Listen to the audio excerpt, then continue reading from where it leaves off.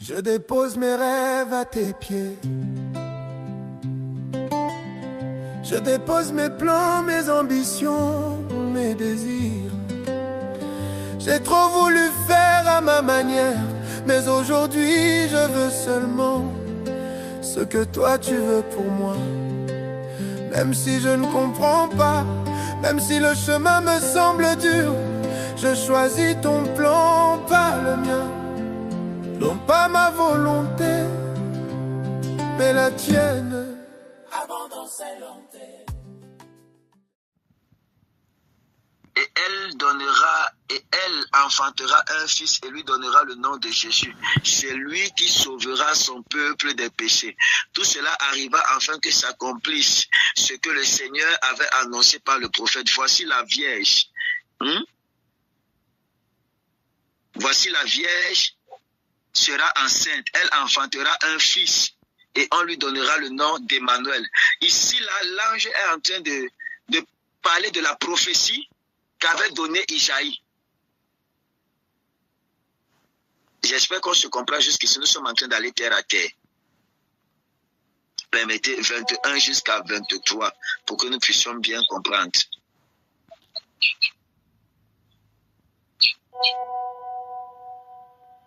Emmanuel est là, ici présent avec nous. Parce que parfois nous lisons la Bible, c'est un détail, mais jamais nous traverse. Matthieu chapitre 1, le verset 21 au verset 23, je relis. Elle enfantera un fils et tu lui donneras le nom de Jésus. C'est lui qui sauvera son peuple de ses péchés. Tout cela arriva afin que s'accomplisse ce que le Seigneur avait prononcé par le prophète. Voici la Vierge sera enceinte. Elle enfantera un fils et on lui donnera le nom d'Emmanuel, ce qui signifie Dieu avec nous. Alors le nom de Jésus, mes amis, signifie sauveur. Le nom d'Emmanuel signifie Dieu avec nous. Dieu permanemment avec nous. Le Dieu qui marche avec nous. Le Dieu qui est constamment avec nous, mes amis. Qui est constamment présent avec nous. Or, le nom de Jésus-Christ, le nom avec lequel on l'appelait sur la terre, c'était le rôle pour lequel il avait été envoyé sur la terre, c'est-à-dire mourir sur la croix et sauver les hommes du péché. Jusqu'ici, on se comprend. Amen.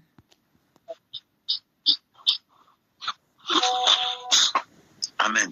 Mourir sur la croix et sauver les hommes du péché. Alors, nullement, mes amis, nullement le prophète ne s'est trompé. Pourquoi? Parce que Isaïe annonçait par l'Esprit ce que le Dieu saint, que le Fils redoutait, mes amis, se cacherait dans un corps semblable à leur, mes amis, au leur, dans un corps qui allait paraître, mes amis. Il dit, et Dieu fait homme, habita parmi vous, demeura au milieu des hommes pendant 3 décennies, sans qu'il ne soit consumé. Dieu était réellement avec les hommes, en la personne de Jésus-Christ, dans le corps, tel un voile cachait Dieu, mes amis, dans le corps, tel un voile cachait Dieu. Mais les hommes de son époque, les pharisiens, et même sa famille ne croyaient pas en lui, et ne pensaient pas, mes amis, qu'il était le Messie envoyé. Dans le corps de Jésus-Christ était le voile qui cachait en fait l'Emmanuel, qui allait demeurer permanemment avec les hommes. C'est pourquoi je dis le second voile. Est-ce que je parle à quelqu'un? Comme le voile du visage de Moïse.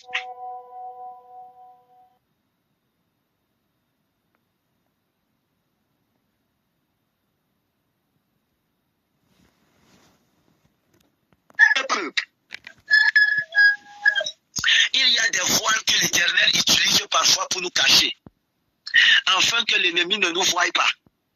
Il y a des voiles, mes amis, que parfois l'Éternel utilise pour nous cacher, afin que nous ne puissions pas nous manifester avant le temps, ou encore afin que nous ne soyons pas exposés.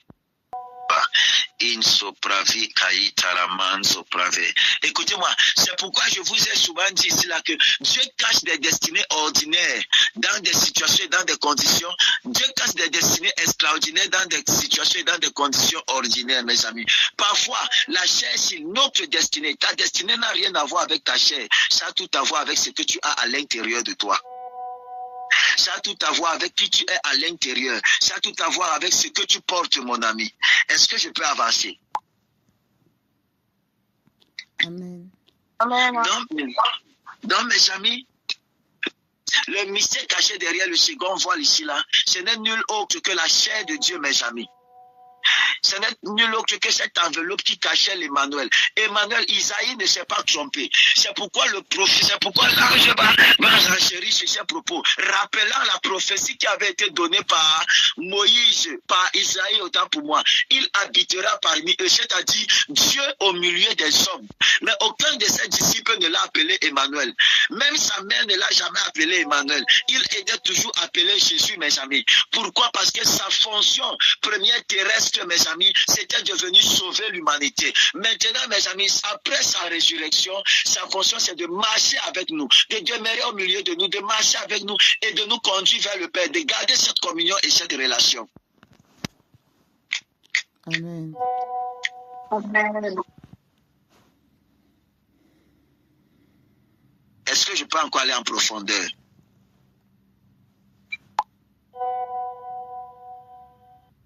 Amen. L'apôtre Paul va dire, mes amis, dans le livre de 2 Corinthiens, de Colossiens chapitre 2, le verset 9, il va dire qu'en lui habite corporellement la plénitude de la divinité. En lui habite corporellement la plénitude de la divinité. Alors sur terre, mes amis, Jésus-Christ était 100% homme et 100% Dieu. Sa chair couvrait la plénitude de la divinité. Une fois sur la montagne, mes amis, de la transfiguration, il va manifester sa gloire. Et ses disciples, mes amis, Jean, Pierre et Jacques, eurent peur, mes amis, de sa gloire. Il va manifester sa réelle nature, mes amis, sa véritable personne. La même peur qu'Adam et les enfants d'Israël eurent lorsque Dieu leur avait parlé, mes amis. C'est cette même peur que les disciples vont avoir. Ils vont être stupéfaits quand l'Emmanuel qui était à l'intérieur, ce qui était caché à l'intérieur, va se manifester à l'extérieur. La gloire qui était visible, ce n'était pas simplement la gloire qui venait du ciel. Jésus-Christ la portait déjà, mais il la cachait, mes amis, et le monde ne l'avait pas encore vu. Et il ne l'a révélé sur terre qu'à 3 de ses disciples, Pierre, Jean et Jacques. Amen. Que le voile qui te couvre ou bien qui te cache soit déchiré dans le nom puissant de Jésus-Christ. Viendra le moment de ta manifestation et ce moment est déjà là, dans le nom puissant de Jésus-Christ de Nazareth. Est-ce que je parle à quelqu'un? Écoutez ce que la Bible va déclarer dans le livre de Matthieu chapitre 17, de verset 1 au verset 7.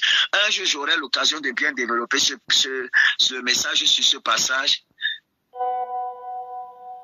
La Bible va dire, 6 jours après, Jésus prit avec lui Pierre, Jacques et Jean, son frère, et il les conduisit à l'écart sur une haute montagne. Il fut transfiguré devant eux. Son visage resplendit comme le soleil, et ses vêtements devinrent blancs comme la lumière. Et voici Moïse et Élie leur apparurent, s'entretenant avec lui. Pierre,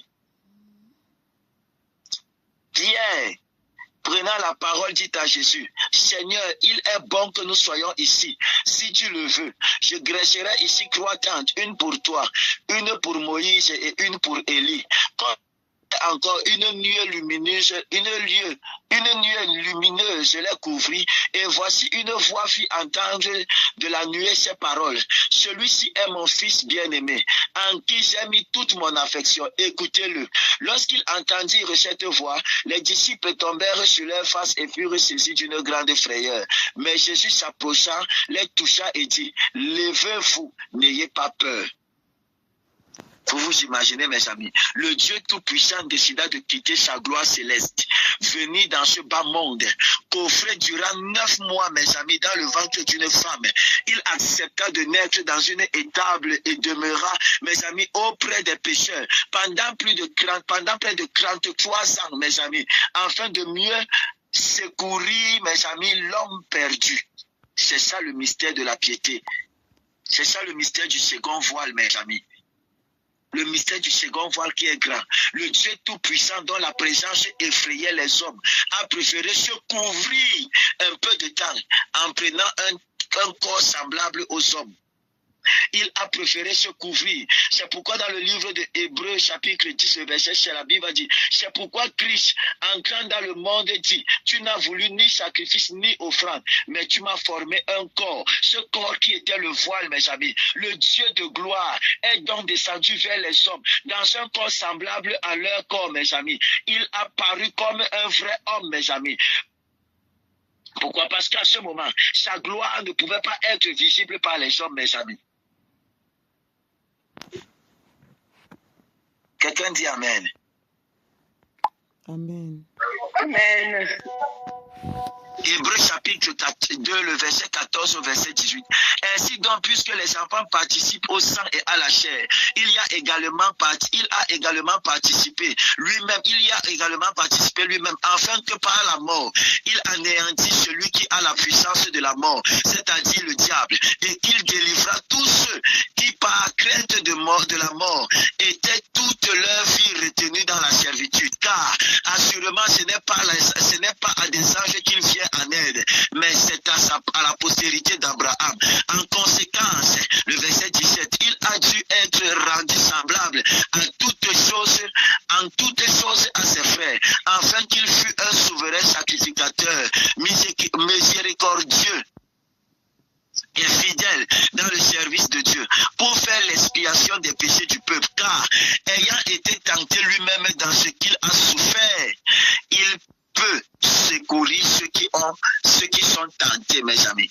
Christ ne pouvait pas mourir sans venir mourir, se présentant dans une enveloppe, mes amis. Le Dieu créateur, quittant, mes amis, son trône, va venir dans un petit corps humain pendant 33 ans, mes amis et demi, au milieu des ténèbres du monde, comprenant qu'il avait un corps semblable à ceux de tous les hommes, mes amis, c'est-à-dire un corps soumis aux mêmes contraintes, un corps soumis aux mêmes limitations, un corps soumis aux mêmes désirs, comme tout homme, mes amis. Jésus-Christ était tenté, Luc chapitre 4, il avait faim, Luc chapitre 4, il était fatigué, Jean chapitre 4, il dormait, Marc chapitre 4, verset 48, il mangeait, mes amis, il avait soif, il buvait, il pleurait, tel que le dit dans le livre de Jean chapitre 11, le verset 35. Il était, mes amis, aussi angoissé par la mort, et mes amis, et tout ce qui peut se produire. La seule différence entre Jésus-Christ et les hommes consiste en ce qu'il était, mes amis, sans péché. C'est la seule chose. Alors, Amen. Si le corps de Christ était le voile, c'est-à-dire notre corps, ce que nous avons est aussi un voile qui couvre notre véritable être qui est à l'intérieur de nous. Donc notre vie n'est donc pas déterminée par ce qu'on voit à l'extérieur. Notre vie est déterminée par qui nous sommes à l'intérieur. Ce que nous sommes à l'intérieur, mes amis, c'est le produit de notre éternité. Mes amis, c'est le produit de notre... S'il soit désiré sur l'autel et le tatami de la prière, mes amis, afin que le véritable nous soit manifesté. Ce qui est à l'intérieur de toi ne peut être manifesté tant que le voile qui est à l'extérieur ne soit déchiré, mon ami. Et le voile qui est à l'extérieur ne peut être déchiré que par le brisement, parce que tu t'es identifié à la croix, mes amis, comme le Seigneur Jésus-Christ qui a décidé de faire déchirer le second voile, qui est son corps, qui voilait la véritable nature d'Emmanuel. L'Emmanuel se trouve à l'intérieur de toi. Emmanuel qui signifie Dieu avec nous, c'est-à-dire marcher avec la présence, Dieu marchant avec les hommes, Dieu parlant avec les hommes, Dieu partageant sa nature avec les hommes. Oh Amen. My goodness. Oh my goodness. Dieu partageant sa nature avec toi, Dieu marchant avec toi. Je prie au nom puissant de Jésus que tous ces grands voiles qui empêchent à ta véritable nature de se manifester soient déchirés. Le second voile, c'est donc quoi, mes amis? C'est cet élément qui couvre et cache ta véritable nature. Le second voile, c'est quoi? Si le second voile, c'était la chair, c'était le corps de Jésus, mes amis, en tant que 100% homme, cachant, mes amis, le 100% Dieu qui va se révéler, mes amis, lorsqu'il il a été transfiguré près de Jean, près de Pierre, près de Jacques, ayant, mes amis, eu cette vision, tombant à genoux, pris par la stupeur, mes amis, de ce qu'il venait de contempler. Écoute-moi, lorsque le véritable toi est manifesté, lorsque le véritable toi est révélé, mon ami, le monde ne peut te regarder face, le monde ne peut te dévisager, le monde, mes amis, ne peut, mes amis, te regarder face à face. Pourquoi? Parce que ta véritable gloire est visible. Et je prie que ceci soit ton partage dans le nom puissant de Jésus-Christ. Tout voile qui te cachait, tout voile qui cachait ta véritable nature sera déchiré pendant ces 21 jours. Au nom puissant de Jésus-Christ de Nazareth, il y a des voiles qui couvrent, mes amis, notre visage. Il y a des voiles qui couvrent notre nature. Amen. Il y a des voiles qui sont des inimitiés entre nous et Dieu. Il y a des voiles aussi qui sont des inimitiés entre nous et nous. Que le voile qui t'empêche de te découvrir et de te manifester soit déchiré au nom de Jésus-Christ. Soit déchiré au nom puissant de Jésus-Christ. Que ce qui empêche le toit du toit soit manifeste au nom de Jésus-Christ. Écoute-moi, le toit de toi n'est pas le toit, mon ami, parce que c'est le toit en toi qui fait de toi toi. Amen. Et il dit ça encore. Le toit de toi n'est pas le toit. C'est le toit en toi qui fait le toit toi, mon ami. Ce n'est pas ce que tu vois à l'extérieur. Le toit de toi, c'est ce que tu sais. C'est ce que tu vois de toi, mon ami. C'est ce que tu peux connaître de toi, mon ami. Mais le toit en toi, c'est ce que tu n'as pas encore découvert. C'est qui tu es véritablement. C'est Christ à l'intérieur de toi. C'est Christ qui vit en toi. C'est cette nature, mon ami, que ce voile, ce second voile se couvre. Et je prie afin qu'il soit déchiré. Au nom puissant de Jésus-Christ de Nazareth, que ce voile soit déchiré. Au nom de Jésus-Christ, que ce voile soit déchiré. Afin que tu sois révélé et manifesté dans le nom puissant de Jésus-Christ de Nazareth. Somebody say amen. Amen. Amen. Amen. Amen.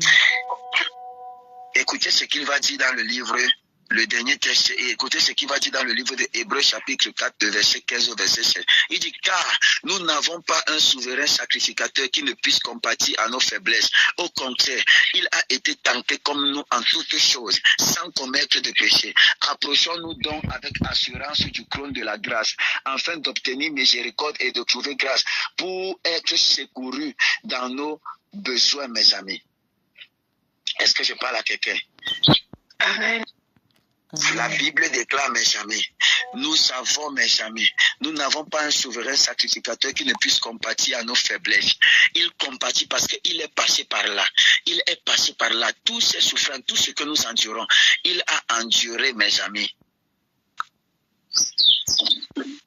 Et il est parti à la hauteur de la croix. Pour que l'Emmanuel soit vu. Emmanuel ne pourra pas être vu aussi longtemps que ta chair ne sera pas morte. Je redis. Yes. Le Dieu qui est à l'intérieur de toi, la puissance qui est à l'intérieur de toi, ne pourra jamais être visible aussi longtemps que tu ne déchires pas le second voile. Amen. Amen.